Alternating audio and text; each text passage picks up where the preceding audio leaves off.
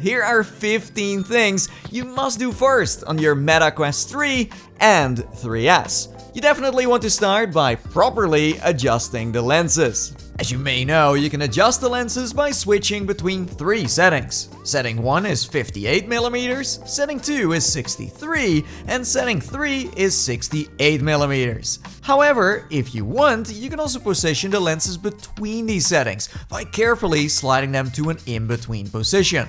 This provides your eyes with a bit more breathing space when needed. And to determine your exact IPD, you can use the EyeMeasure app to find the precise distance between your eyes.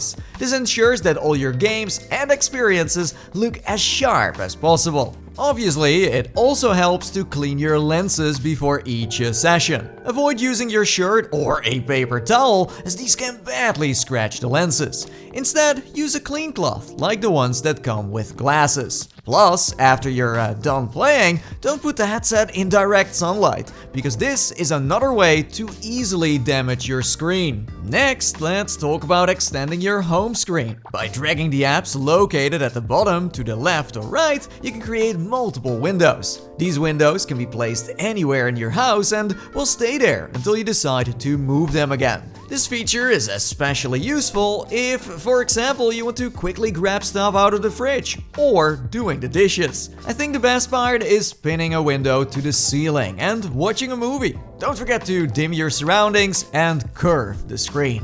What's even more fun is choosing your very own home environment. To do this, go to your settings and look for personalization. There's plenty to choose from, by the way, such as a Lord of the Rings themed location, a cozy cabin on top of a mountain, a futuristic living room in space. I mean, the possibilities are endless. You can even invite your friends over and tune into videos together in your chosen environment. You can do this through the YouTube app. In the personalization section of the settings, you can also customize the user interface. Besides changing the text size from small to large, you have the option to switch between a light and dark mode, depending on your preference. In mixed reality, light mode tends to work better, but in general, I find dark mode easier on the eyes. Ultimately, the choice is entirely yours. In your home environment, there is a mirror that you can click on to customize your appearance. You will then be met with a variety of options, from clothing and different types of kicks to hairstyles and glasses. You can be who you want to be. There's a wide selection to explore, and it's also possible to see your avatar's arms in VR. You can turn this on in the settings under the name Accessibility. You'll primarily use this avatar when meeting up with friends, and it can also be used in several apps, such as Horizon Worlds. If you bought your Quest to mainly play mixed reality experiences, then you should not forget to scan your room. In Settings and then Space Setup, you can let the headset know where your walls and other objects in your room are located, so that apps can make the most of your space, blending the virtual and real world together. What's interesting is that your Quest can remember multiple rooms, which can be named in the settings. Now, if you head over to movement tracking, you can enable hand controls. With this feature, you can navigate your entire menu using just a few gestures. One of the best parts is the ability to seamlessly switch between using your controllers and your hands. Plus, you gain the superpower of summoning your menu or resetting your view with a simple pinch gesture. Overall, real handy to have turned on.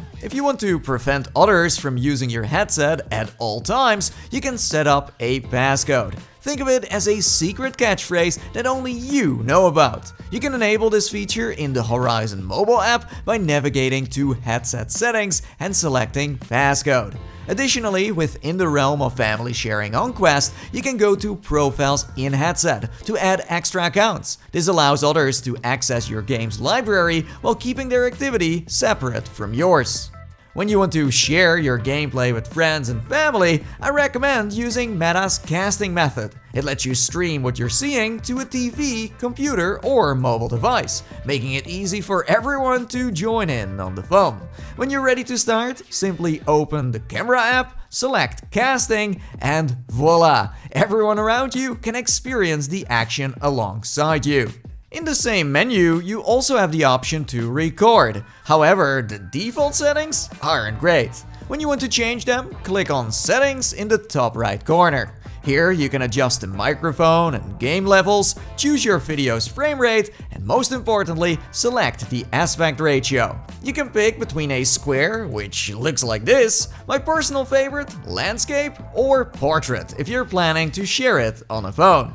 When it comes to sharing, after recording a game with your preferred settings, you can send the files to your mobile device by hitting Sync Now. This makes it effortless to upload your recordings directly to platforms like YouTube or TikTok. While playing VR games, you might notice that you occasionally run into the boundaries, which appear as a blue grid. This feature is designed to keep you safe, but you can make adjustments if needed.